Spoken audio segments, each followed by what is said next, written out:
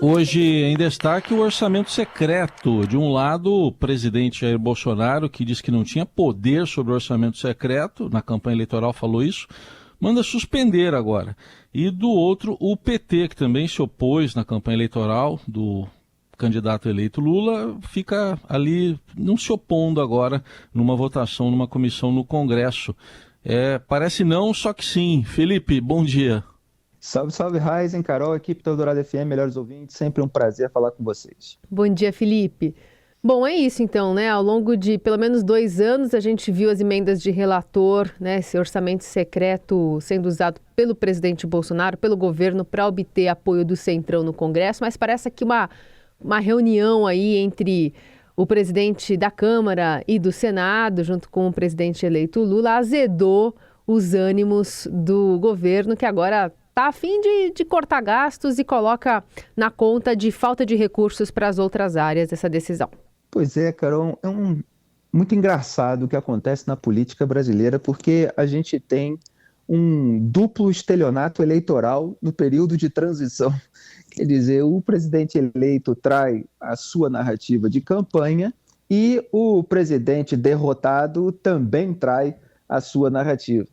E o governo do Jair Bolsonaro acaba fazendo certo pelos motivos errados, né? Porque soa, evidentemente, como uma vingança contra o centrão do Arthur Lira, que está negociando já com o governo Lula. Quer dizer, o Arthur Lira cobrando a manutenção do orçamento secreto, dessas emendas de relator distribuídas sem a menor transparência, são verbas para os parlamentares, para poder aprovar a PEC do estouro, né? A chamada também pela economista liberal Helena Landau, PEC do precipício.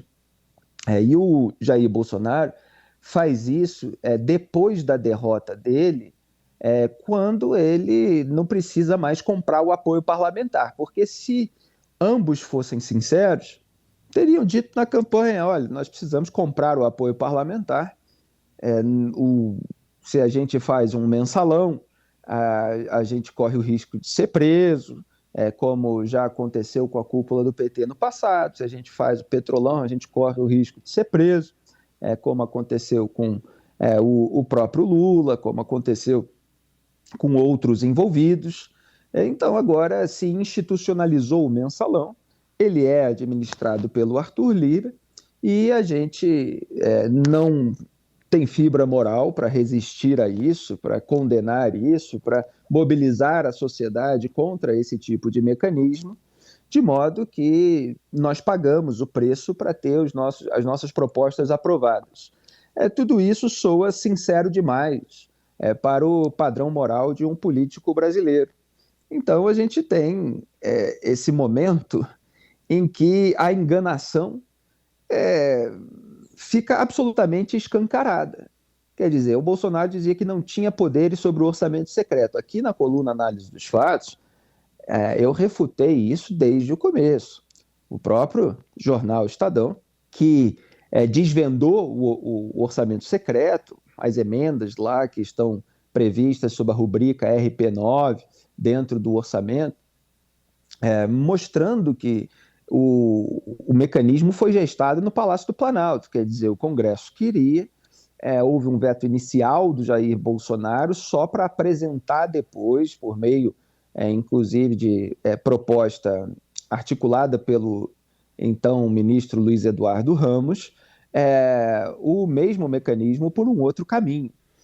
E aí Jair Bolsonaro, como sempre na sua propaganda, ele faz um recorte da realidade para fingir que vetou o mecanismo. Não, foi um veto inicial para que ele fosse estabelecido por um outro caminho. Simplesmente ele é sócio, Jair Bolsonaro, do Arthur Lira na criação desse mecanismo que agora o Lula topa manter.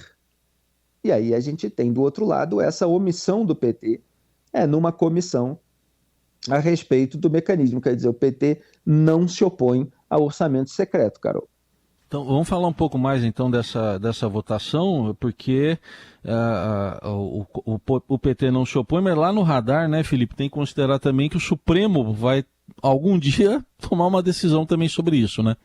Exatamente, Heisen. E aí é quase que, não sei a melhor expressão, se é estelionato eleitoral, do Supremo Tribunal Federal, mas é uma cumplicidade política que o STF está tendo em relação a esse mecanismo, porque eles postergaram essa decisão para depois da eleição, para poder avaliar melhor qual era o clima político e decidir se valeria a pena ou não. E você tem aí o jornalismo de bastidor atuando e mostrando que se Jair Bolsonaro fosse reeleito, o Supremo poderia decidir de uma forma. O Lula sendo eleito, o Supremo pode decidir de outra. Agora você tem essa decisão sendo empurrada para depois da negociação dessa PEC do estouro. Ou seja, o Supremo fica esperando que o próprio Executivo e o Legislativo, por meio desses escambos, por meio desse uso como moeda de troca, desse tipo de mecanismo, resolva a questão de modo que o STF não precise fazer muita coisa e possa dizer que isso é matéria interna corporis, qualquer coisa assim, que eles alegam quando não tem coragem para apontar como inconstitucional uma forma obscura de parlamentar levar dinheiro para o reduto eleitoral em casos em que na ponta da linha já apareceram escândalos de corrupção. Inclusive, para contornar a demanda da ministra Rosa Weber por transparência, a turma ali do Arthur Lira criou uma rubrica que é o do usuário externo. Quer dizer, você tem alguém na ponta da linha, quer dizer, no reduto eleitoral, seja um prefeito ou um articulador lá do recebimento dessa emenda, que vai ter o seu nome registrado para que não se registre o nome do parlamentar. Eles não querem assumir a responsabilidade. Quer dizer, o Arthur Lira ele defende esse mecanismo como algo municipalista, algo que os parlamentares sabem melhor como aplicar esse recurso no seu reduto, então isso é melhor para a distribuição das fatias do orçamento, porque eles que entendem do que acontece nos municípios e, no entanto, não querem deixar o nome. Quando o parlamentar não quer deixar o nome a respeito de alguma medida que ele toma, é porque tem alguma maracutaia envolvida. Agora, só para concluir, voltando à razão pela qual, tecnicamente, porque eu falei das questões políticas, o governo Bolsonaro bloqueia agora a liberação dessas emendas de relator, nessa fase final do governo Bolsonaro, é porque está faltando dinheiro para as despesas obrigatórias. Então, assim, o governo está tendo que cortar da educação, aí não tem dinheiro para emitir passaporte, não tem dinheiro para sustentar a viatura da Polícia Rodoviária Federal. E o que eu tenho falado nos últimos meses? Que não tem dinheiro para áreas absolutamente sensíveis e urgentes, necessárias, porque você tem um privilégio distribuído para os parlamentares, que está tirando dinheiro daquilo que é necessidade da população. Então, o que o governo Bolsonaro está fazendo de uma maneira anacrônica e por uma motivação política asquerosa, né, que é uma retaliação, e num momento em que não precisa mais comprar apoio parlamentar, porque já perdeu a eleição, está correto. Só que deveria ter sido feito muito antes. Agora, Jair Bolsonaro não queria tomar qualquer medida contra o orçamento secreto antes, porque ele queria o apoio desses parlamentares que agora estão aderindo ao governo Lula, ou pelo menos a uma negociação com o governo eleito. Então, assim, veja como é curioso.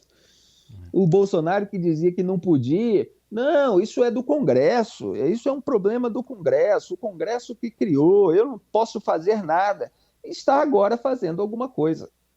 E o Lula que disse que é o maior esquema de corrupção já criado, assim como disse muitas vezes a Simone Tebet, usando exemplos locais de caso em que havia mais dente do que boca sendo operado, porque eles forjam os dados do reduto eleitoral para justificar o recebimento de verbas para a área da saúde. Teve outro caso também, tinha mais radiografia de dedo do que mão, do que dedo, né? O pessoal zombava em determinado reduto para tentar justificar o recebimento da emenda, aí foi descoberto esse tipo de esquema.